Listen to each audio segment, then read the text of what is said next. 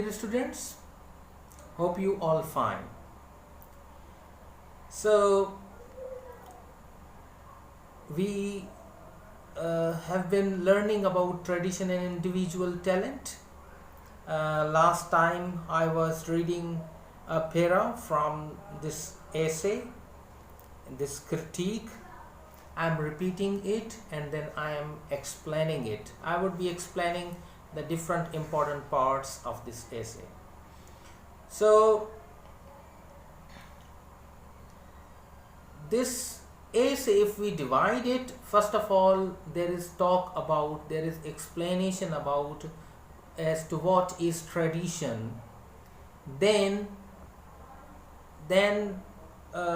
Eliot talks about his own theory of personality, okay, and in the end there is a conclusion. So far we are discussing about tradition, that what it is and what is concept of T.S. Eliot himself about this thing. So he says that we dwell with satisfaction upon the poet's difference from his predecessors, especially his immediate predecessors. We endeavor to find something that can be isolated in order to be enjoyed, whereas if we approach a poet without this prejudice, we shall often find that not only the best but the most individual parts of his work may be those in which the dead poets, his ancestors, assert their immortality most vigorously. And I do not mean the impressionable period of adolescence, but the period of full maturity. So according to T.S. Eliot, mostly the readers, and it even includes the critics as well, that they look for some individuality, that they look for some individual talent or some working of genius in some poet, that where we can find the poet himself, what parts of poem only are too peculiar with the poet, that we would say at that very point that, oh, this is Tennyson, oh, this is Browning. Here Browning is completely distinguishable. Here Tennyson is completely recognizable. Here Shakespeare is completely standing before us. Here they are. Here they are in their full light, in their full perfection. Here they stand, because we know that many lines all the lines in a poetry, in a poem, are not great, or they do not touch the height of perfection. But there are certain lines, certain passages in any poem which are always remembered, recited, quoted, and mostly those parts speak of the talent of the writer himself or herself. So those particular parts. So according to T.S. Eliot, that we must understand that even if we find that there are certain parts which are so great and exquisite that they only bring forward the image of the poet himself or herself. He says, no, there is no room for genius, an isolated genius, and a talent and an isolated talent. No, there is no such thing as individual talent according to T.S. Eliot. There is no such thing. So, but how can we justify it that there is no such thing as individual talent? There is no such thing as Shakespeare himself in his poems. There is no such thing, there is no such perception or existence of Tennyson in his poems. We cannot find individuality of Tennyson in his poems. We cannot find individuality or talent or genius of Browning in his poems. If we believe in the individuality and talent and genius of Shakespeare, Browning, Tennyson, Shelley, Keats in their poetry, so shall we call it a prejudice? Shall we call it a false idea of the reader or of the critic? What it is? T.S. Eliot says it is false idea. There is no such thing as a pure individual talent and a pure isolated genius or talent. Talent would be there, but it cannot claim to be existing only on its own sake, to be existing only on its own feet. I remember Newton said that if we can see further, it is only when we stand on the shoulders of giants. If we see further, it is possible only when we stand on the shoulders of a giant. So here the things are almost same. That idea of Newton as if it exists here as well. If there is a Shakespeare, it is not Shakespeare alone. As a Shakespeare, he is standing probably on the shoulders of Christopher Marlowe and other great giants in poetry, and not only English poetry but European poetry. So there is no such thing as individual talent, individual isolated talent. That talent is dependent upon the poetic talents of the bygone ages, of the poetic talent of the poets of the bygone ages. So there is no such thing an individual talent according to the perceptions of T.S. Eliot. So, and I do not mean the impressionable period of adolescence, but the period of full maturity. So what does he want to tell us by using a period of adolescence and a period of maturity? Basically, he says that the individual talent, if you have any such idea and any such belief, then you must know that a poet, while he is still quite young, he will be full of patience. It will be an age of adolescence, and in an age of adolescence he will be full of patience, fiery patience. If he or she does poetry, it will be mainly fed by those patience. So according to T.S. Eliot, still he or she is not a poet of that stature, of that importance, of that strength, of that impact, of that importance. He will have, if he wants to remain a poet,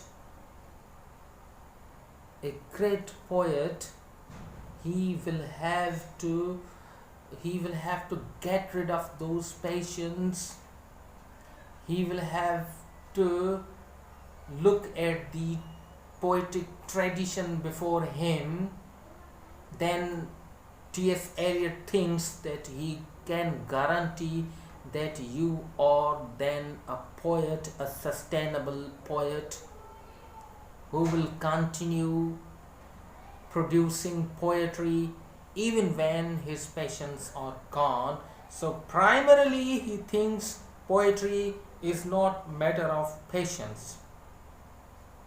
Poetry is not matter of emotions or being in a state of emotions.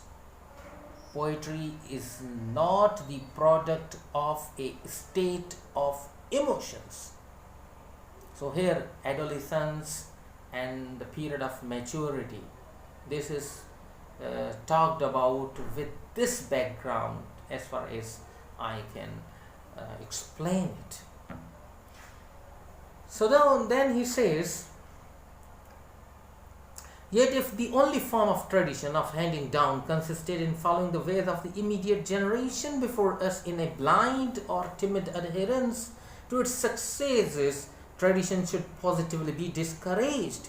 We have seen many such simple currents soon lost in the sand, and novelty is better than repetition. Tradition is a matter of much wider significance. It cannot be inherited, and if you want it, you must obtain it by great labor. So, T.S. Eliot says that by following tradition, by asking you to follow the tradition, I don't mean to repeat it blindly, awkwardly, just producing another copy of Shakespeare's plays, of Shakespearean poetry, Tennyson's poetry. No, not that blind repetition, with novelty. So he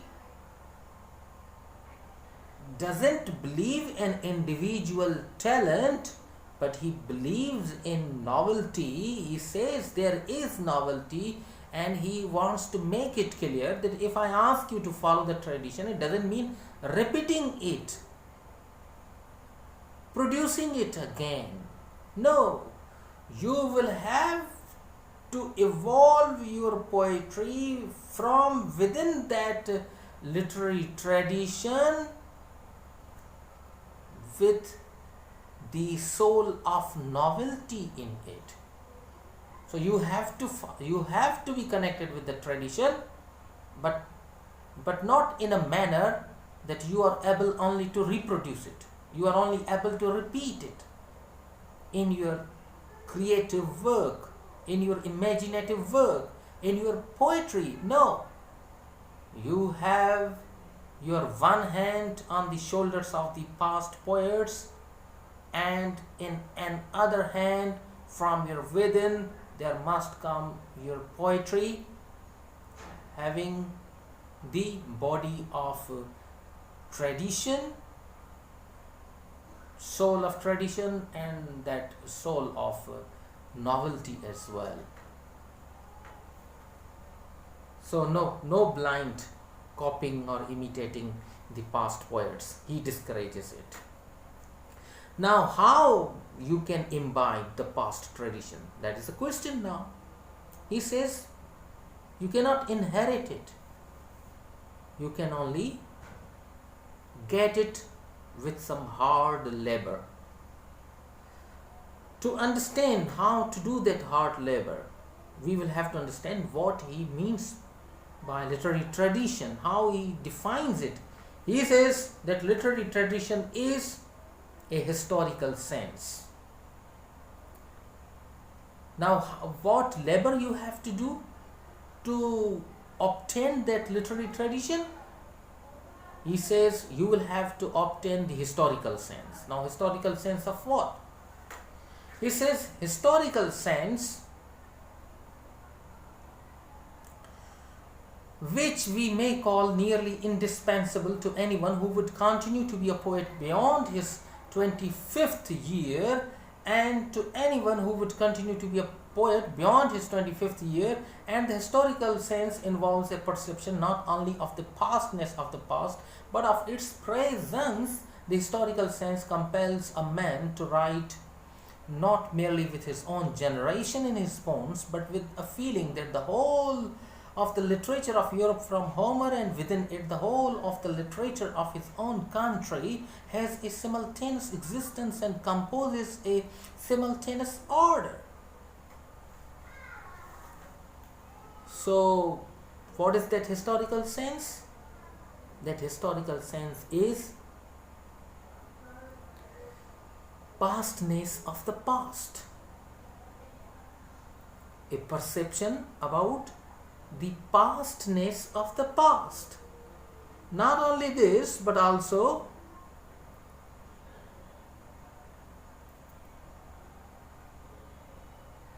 and its presence as well. Pastness of the past and its presence as well. If we look at this language, we will come to know that the present is the child of past. Present is the child of past. And present, if present is the child of past, so past is the parent of present. So if you want to produce poetry, you will have to understand its present generation and its past generation. Then you will have sense about that historical sense. Then, so this historical sense is very much essential. It is pastness of the past, perception. It is your perception. Now that perception you have to develop. A poet has to develop, and a critic has to see if the poet has developed this historical sense, has developed this perception about historical sense. What it is? Pastness of the past and its present.